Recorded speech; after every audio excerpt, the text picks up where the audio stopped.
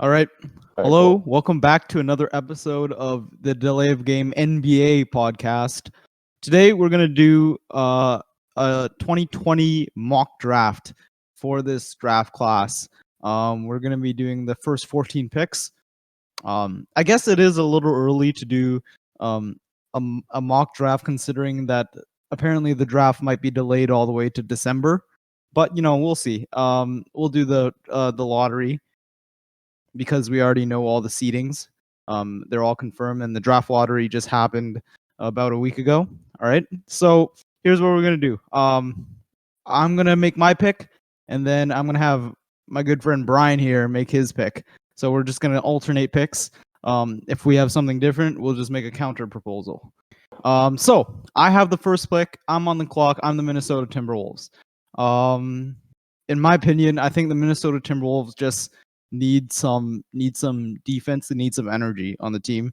And I'm taking probably the safest of the top picks, and I'm taking Anthony Edwards, freshman from Georgia. I think even though Minnesota already has some wings in Jarrett Culver and Josh Okogie, I think Anthony Edwards will fit fit very well. I see him as like a sort of Victor Oladipo kind of player, just sort of like a two-way, a little small for the two guard, but a two-way guy who can bring energy on both ends of the floor. What do you think? Yeah, I totally agree with that. I think that especially Minnesota, where you already have the offensive threats of D'Angelo Russell and Cat, it's good to put. I think it's a good fit to have Edwards in there, especially since Edwards needs to work on his shot selection and his just general decision making in the game. And also, it's been noted in his play in college that he isn't necessarily the best on ball defender. So I think these are some things that Minnesota, like a situation Minnesota would help to further develop him as a player. All right, let's move on to Yeah. the second pick. What do you got? I have for second pick. I have James Wiseman going to the Golden State Warriors. And for first of all, just caveat: the Warriors may trade this pick because for the championship, or if they're pursuing the championship next year. However, that said, that if the pick stays with the Warriors, it's probably going to be Wiseman. The reason why, well, first of all, Wiseman's 7'1", like height, makes him like an ideal candidate on defense as a rim protector. And furthermore, he has good instincts and has consistency, a general good consistency in terms of his offensive skill set, in terms of his offensive touch. And so that's something the Warriors, especially looking next year, they're likely to need. They're not going to draft any likely point guard or shooting guard, given that Clay and Steph are still on the team, and Draymond's the central core of their group is still together. So yeah, they're probably going Yeah, to take Wiseman.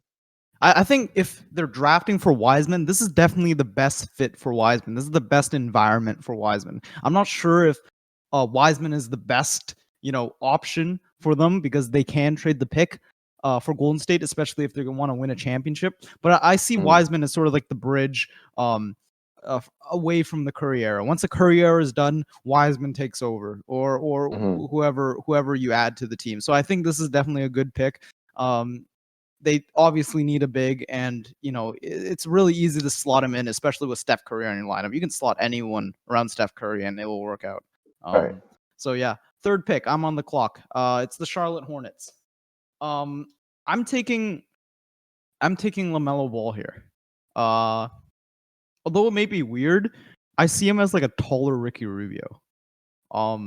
Because his shot is landing. It's not efficient, but it's landing. Like if he's wide open, he's gonna hit it, right?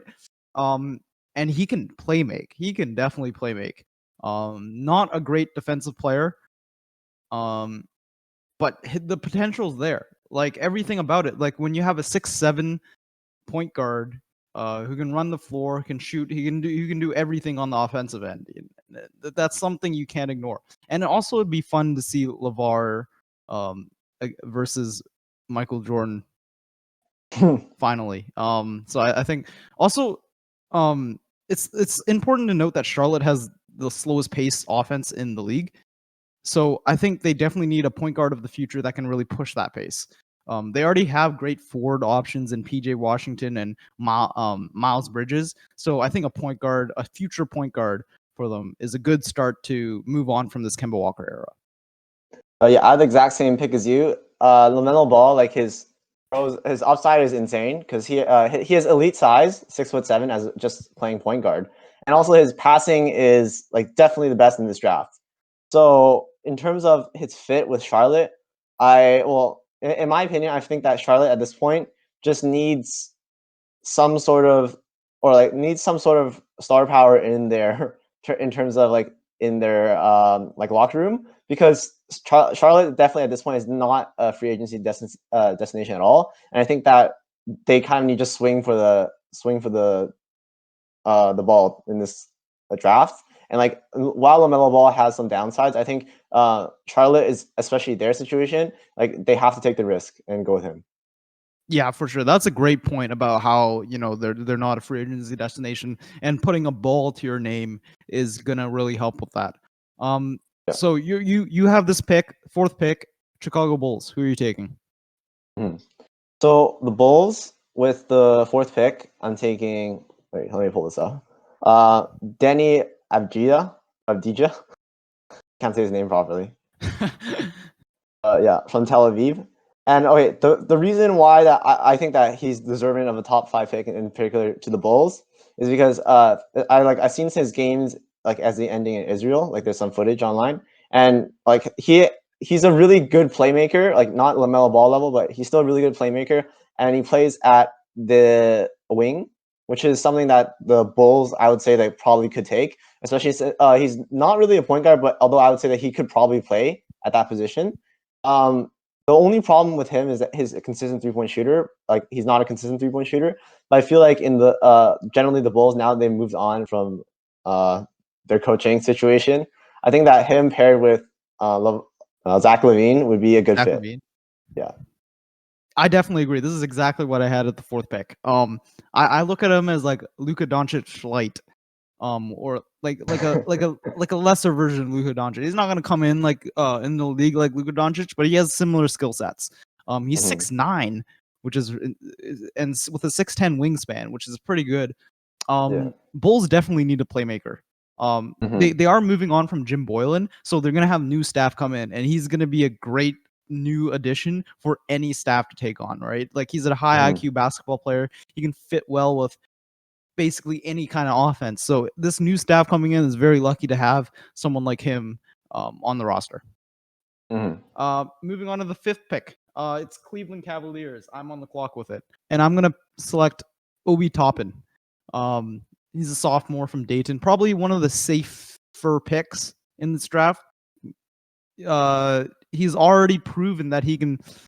He's probably one of the most NBA ready players we've seen in the last few drafts. He looks like he can play the part. A lot of people are comparing him to Amari Stoudemire. Very much like that comparison. I made the comparison to Blake Griffin because he can really do it all. He can shoot consistently. He's an insane athlete, 6'9" with a 7'2" wingspan, almost the perfect pick and roll big, and will have a great impact on the Cavs. You're looking at Garland, Sexton, Toppin as your trio of the future. So that's a lot of offensive power that you have, and Cleveland will just have to somehow make it work through free agency. But that's already a good start, especially transitioning from LeBron James era. Like you really need some like lightning bolt to get you through this transition, right? You need some real star at the fifth pick, and you got to take the chance at Obi Toppin. I think it's your turn. You're the sixth pick, Atlanta Hawks. Who you got? With the sixth pick, Atlanta Hawks, I got Isaac Okoro. And the reason why I have him is because, in my opinion, the Hawks, generally, they're offensively already set. Trae Young is proven that he's like a playmaking, he's crazy at playmaking, and he's a 3-point assassin, I guess. And John Collins has proven that he can give out about 20 every night. And so I would say the next step in Atlanta is like shoring up their defense. In this case, Okoro has shown that he's able to be a solid two-way backbone, and especially in the Hawks team that needs defense or needs a defensive presence or somebody with energy, I would say that Okoro is able to bring that to that team. Right. I completely agree with you on the defense part, but I think this is where our picks start deferring a little bit. I took Onyeka Okongwu, Right. freshman from USC. He's a Mm, big guy. He can like we saw him, or I saw some footage, and he's literally carrying the team through his own defense. I mhm, compared him to Bam Adebayo because of how versatile he is on defense. He's got quick feet. He's only 6'9". He can move around. He can cover a lot of space. And I did look into Okoro, and here's the reason why I decided not to pick him and instead pick Okongwu. They already picked DeAndre Hunter and Cam Reddish in the past draft, and mhm, they're quite similar players, which as of what we expect from them. Like we expect basically 3 ND from DeAndre Hunter, and we expect maybe a little more ball handling from Cam Reddish. I mhm, just think that with we just got to Atlanta just has to put faith in those two young wing players to develop because one of them's got to step up next year. And also, Atlanta is dead last in points allowed in the paint, so paint points. mm, And that's I guess that's why they acquired Clint Capella. Obviously, with Clint Capella, I guess the urgency for Okongwu is a little less, but mm, with Okongwu, you are able to be a little more flexible with what you want to do with Capella, right? Like you can trade mhm, him for a star wing if you really want to make the playoffs next year, or like you can do whatever, right? Because mhm. Capella hasn't played any minutes for you yet. Yeah. So I guess that's sort of what I'm aiming for. I'm just aiming to fill in the gap of less pain points, and maybe he can play alongside Capella. Who knows? Or they can just swap minutes. But yeah, he can play at the center position. I just think he's a top 6-7 talent in this Mhm, draft. mhm, So that's where I put him. Moving on to Detroit Pistons with the 7th pick. I picked Killian Hayes. mm, okay. So I think here we have Detroit, who's in the midst of a really weird rebuild. Like they've accepted the fact that they rebuilded. They're starting to rebuild by trading away Drummond for nothing, but they Mhm, still have a lot of old pieces on their team, and they do have a little bit of young talent in Bruce Brown and Luke Kennard, but it's really awkward where Detroit is. So I think a good start for Detroit is a point guard, and the point guards left in like a top 10 with a top 10 talent is probably Tyrese Halliburton and Killian Hayes. mhm, I took Killian Hayes just because I think he's a little more steady of a point guard offensively because he's able to make his own shot. He's able to play make. He makes the right decisions. I see him as a slightly larger Mike Conley. He's not insanely athletic, but he can do a little bit of everything. He's got great size, 6'5", and based on Detroit's development system, I just don't think Tyrese Halliburton, who has a little more concerns with shooting and stuff like that, because he has a really narrow shoulders and a really light frame. I just don't think he's a great fit for Detroit. So that's where I put Killian Hayes, 7th pick. mm. What do you think? All right. For the 7th pick, now I put Onyeka Okongwu. And Okay. the reason why is because okay, at this point the Pistons are basically a blank state, and like they can do whatever they want because they're rebuilt. They don't have any direction in the rebuild. The only real assets that like I see on their team that they can keep are like Luke Kennard and Christian Wood. Other than that, there's nothing really else there. So I would first of all, you already talked a little bit about Onyeka, like Okongwu's like merits. So what I will say is that in terms of Detroit's approach, if they were to select Okongwu, which is what I believe they'll do, is well, first of all, he occupies the role of the most successful bigs that are today to show like his game is it's here to stay. And not only that, but I would say that assuming that you can have him anchor your defense, all you need are just shooters and a pick and roll guard. And I would say Detroit is like well on their way into a rebuild. So I would say Okongwu is probably what they could start with as a player.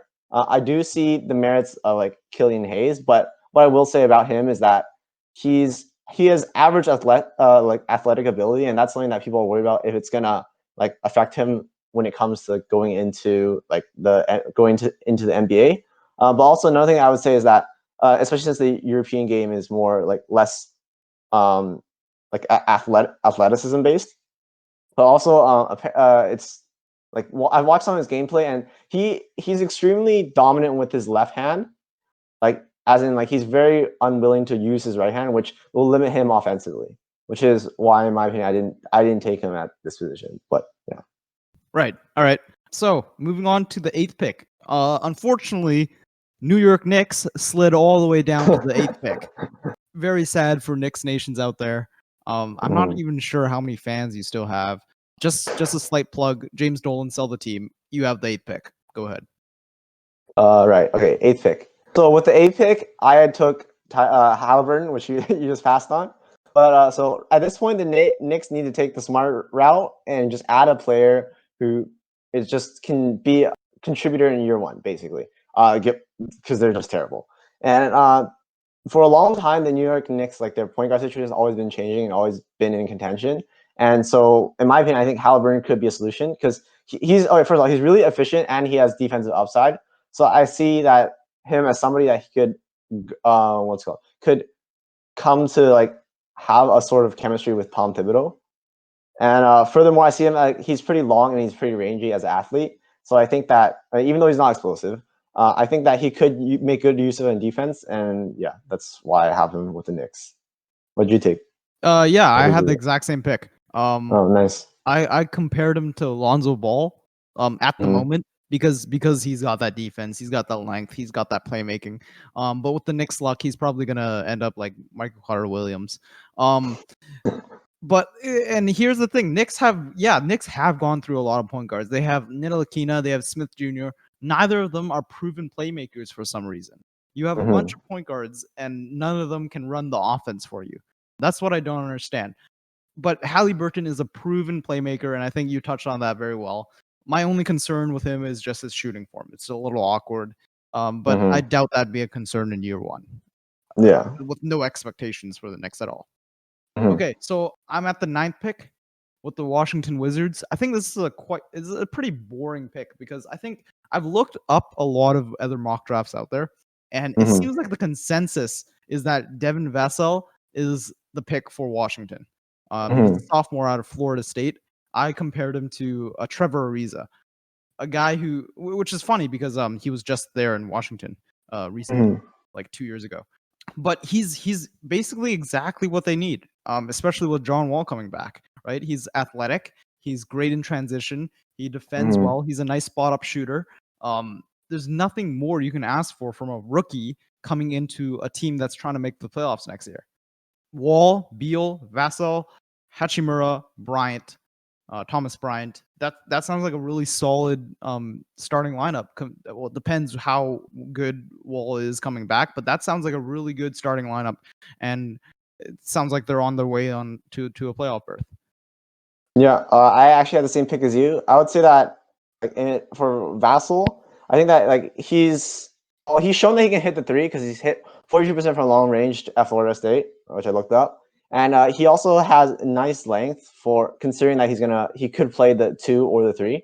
And so I would say that based on like watching his play, I think that he's the type of player where he'll do better in the NBA than he did in college. Particularly if he's in the starting lineup with the Wizards, with Beal and Hachimura, I think that that's a very promising future. Yeah, I guess that's the 9th pick. 10th is the Suns. Who do you have at the Suns? So for the 10th pick, I have Killian Hayes at 10th. And so the reason why I let him drop to this far is because of, as I mentioned before, some of those issues. But what I will say about in terms of the Suns, Ricky Rubio has provided a lift, especially this year in the bubble. He was playing pretty well, but he's not the long-term answer for the Suns, who need to have some stability with Devin Booker.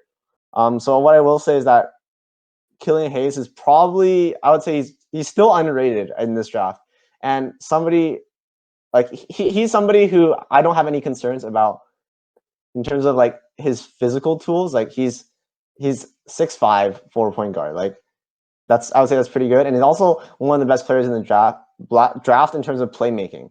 So I think that that's something that the Suns kind of or could use in terms of like a long-term solution past just Ricky Rubio and his contract. So yeah, and I have furthermore, he's shown that his like spots in terms of isolation scoring. So I think that's something that he can be integrated into the Sun system and help them continue their run past what they're able to show that they're able to do in the bubble. Yeah, the Suns have been looking for a starting level or a long-term point guard for like the past 3 seasons. For me, I looked at this as like immediate solution. They want to make the playoffs next year, so let's add something in the draft. Because we know they're not a great free agency destination, even though they are the Suns. We just haven't seen a lot of players who wanted to play for Phoenix. But I just because I know you have a solid point guard right now, a solid playmaking point guard right now, who's gonna last a long time. Like Ricky Rubio doesn't seem like his kind of game seems like he's gonna last for a while because he's able to play make, he's able to make shots here and there, right?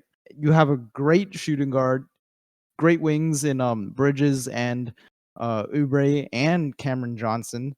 You have a center in DeAndre Ayton. So you're missing a power forward, a defensive power forward to really guard the other bigs that Ayton might be struggling with, right? So I picked Precious Achua.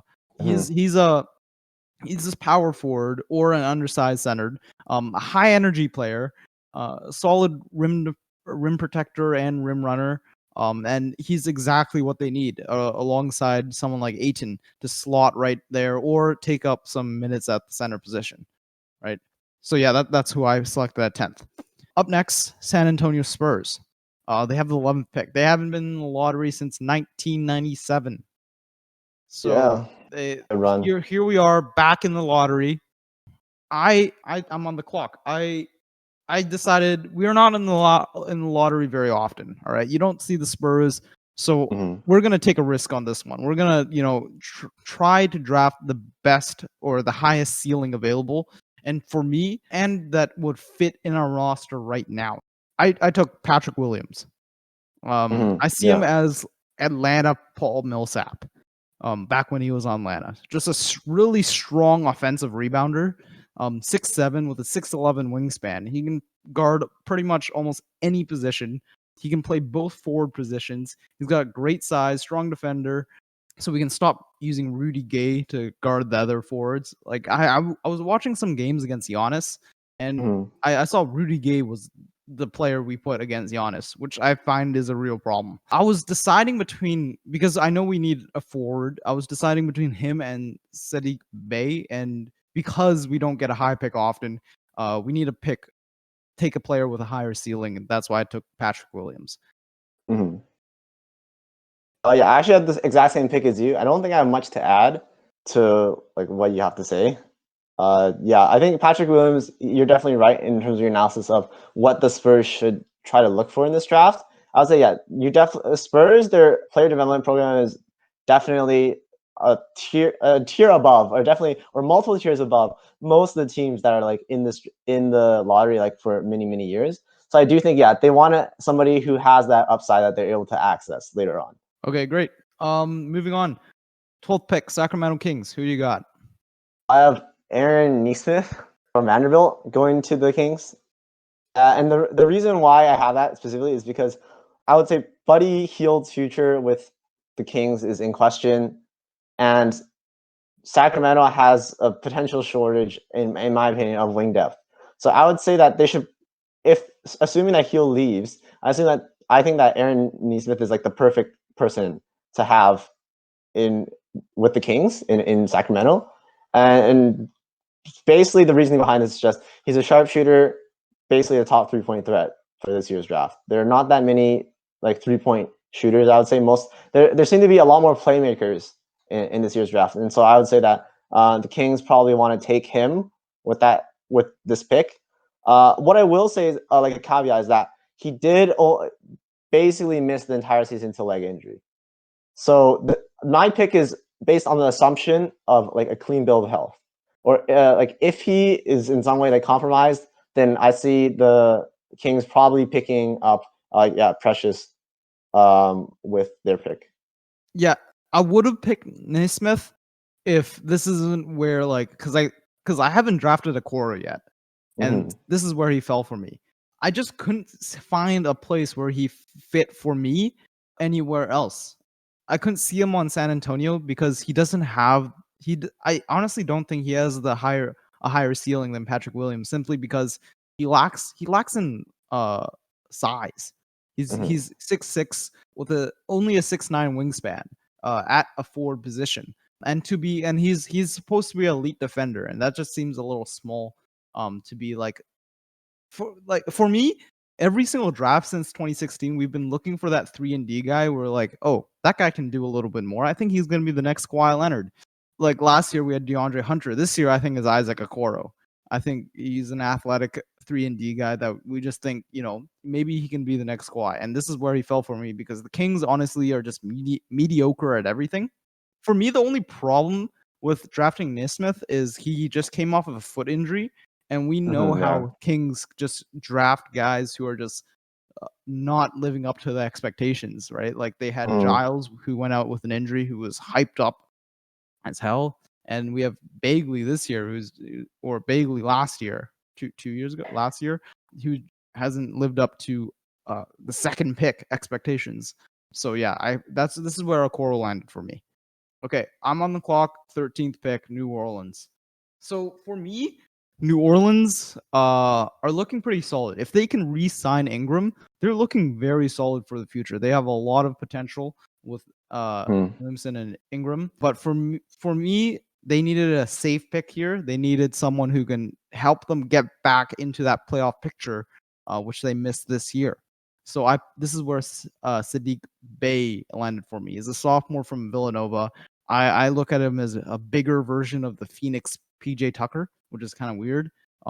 There probably was a better comparison, but that's like the first thing I thought of. I thought PJ Tucker because he can shoot the three. He's high energy. He's a great defensive player. He can guard a lot of positions. And because Pelicans have struggled defensively this year, I think Bay is a perfect option to change that. Slotting in both forward positions. He might be able to play point guard, shooting guard because he's able to catch and shoot in a bigger lineup. I think he's a perfect pick for New Orleans. Yeah. So who I have who's landed down at this pick for New Orleans is Precious.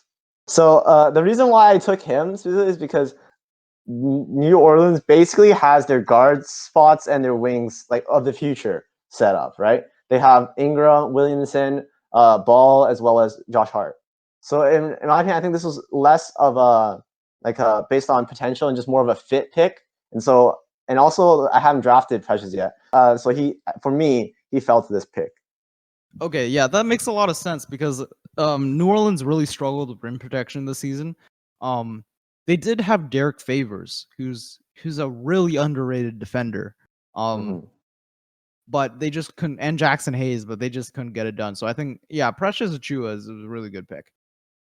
Here, you have the last pick, Boston Celtics. Who'd you have?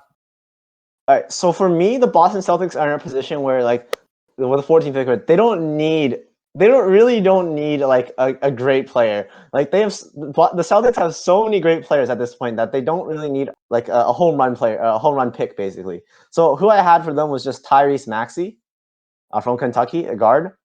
And so what I will say is that his one season at Kentucky wasn't that impressive, but I think he has the profile for somebody who the Celtics would want.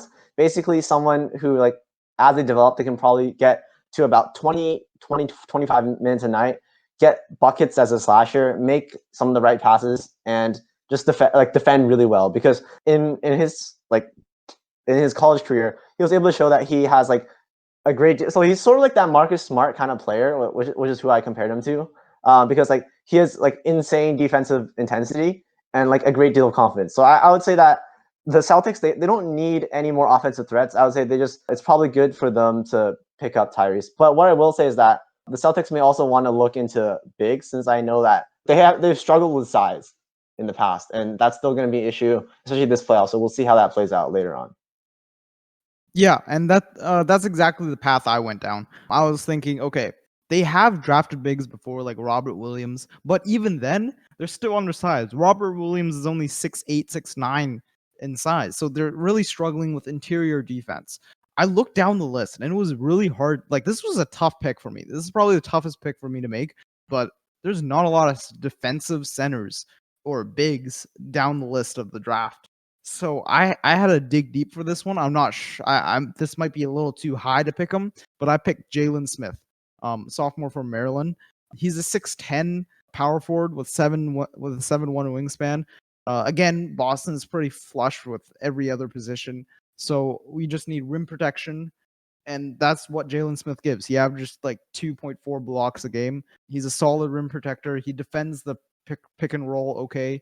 He's only 215 pounds for his size, so he is underweight. He will need to put on a little bit of weight going into the NBA. I saw him as like a sort of like a Serge Ibaka type of player because he's a willing shooter. He can shoot 1 or 2 threes a game and shoot him at like 35 to 40%. He's a solid mid-range shooter. So I see him as like a Serge Ibaka where you can just play pick and pop with him. I just think that like a lineup like a super offensive lineup like Walker, Brown, Hayward, Tatum, and Smith, where everybody's able to shoot, everybody's able to score, is just and you have a lot of defensive flexibility.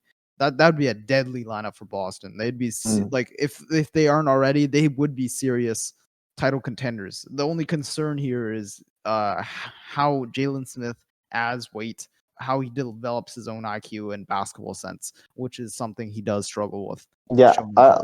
In terms of that pickup, I will say the biggest strength that Jalen Smith just has is just his size. Like he's 6'10", 7'2" wingspan. Those are like the physical attributes you need if you want to be like a great need some rim protection.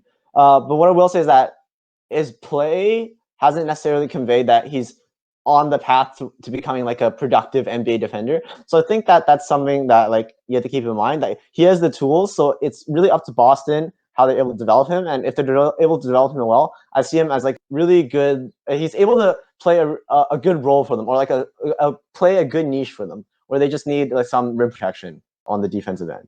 Yeah. So that is our 2020 mock draft, delay of game mock draft. Thanks for watching. If you're still sticking around, let us know if you agree with our picks or agree with our analysis of these college players.